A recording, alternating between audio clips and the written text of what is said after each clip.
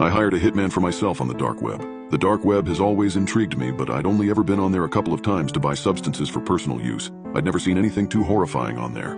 That was until the other day when I made the terrible decision to boot up my Tor browser and try and see what sort of messed up crap I could find on the dark web. If you've ever been on the dark web, you'll know that you can't just search up red rooms or hitman for hire and get results.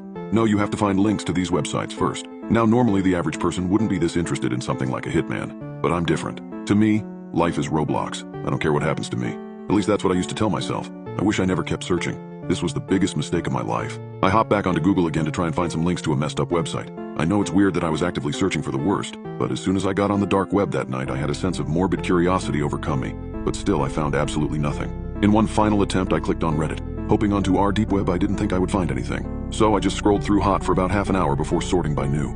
Then I found it. One simple text post titled, Slayer's Assassination and Life-Ruining Services. In the text box in the post was what seemed to be just a random assortment of numbers and letters. It took my tired brain a second to figure out what it was, but I realized pretty quickly.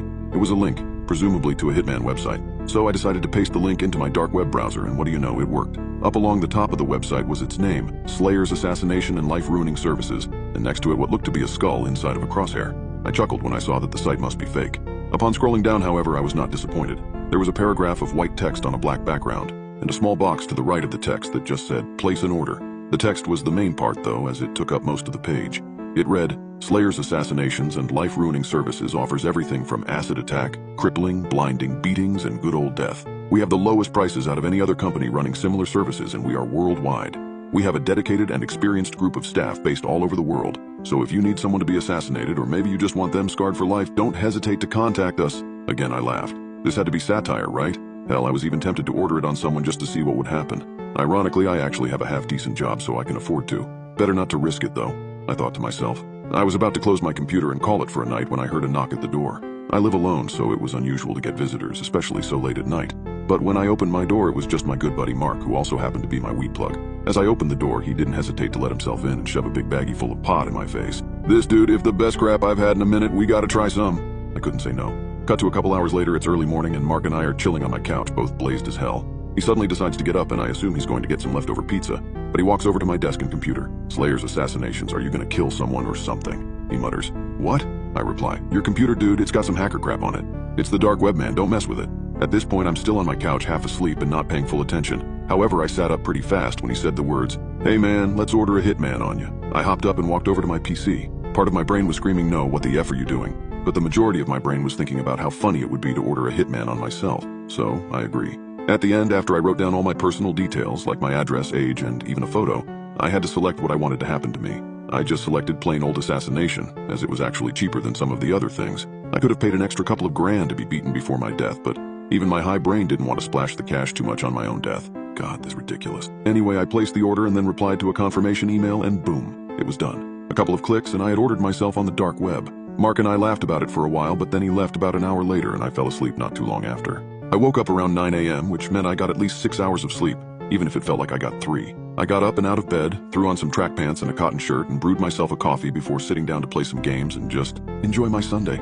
You can imagine how shocked I was when I saw that I had ordered my death the previous night. Even though I thought the site was bullcrap, I still felt a pit open up in my stomach. Even when I'm high, I usually can make sensible decisions. I chuckled, not like I could remember it anyway. But I guess Mark's new stuff really was good. I would assume a normal human being would do something else, but I was still kind of out of it from the night before, so I just carried on with my day. I was a little more paranoid, sure, but as I said, I just assumed it was bullcrap. I even laughed at the email I got from the website saying that their hitman has been dispatched and was on its way. It was like ordering a package from Amazon, but I didn't need to ask because that's exactly what I got. I didn't see it arrive, but around the time I started to cook myself dinner, I noticed a blacked out sedan parked on the other side of the road from my house. I didn't live in a rural area, but there are a lot of trees and bushes between each of the houses on my street, so I would be surprised if any other house saw the car except for mine. At this point, I was freaking out. What if the site was real?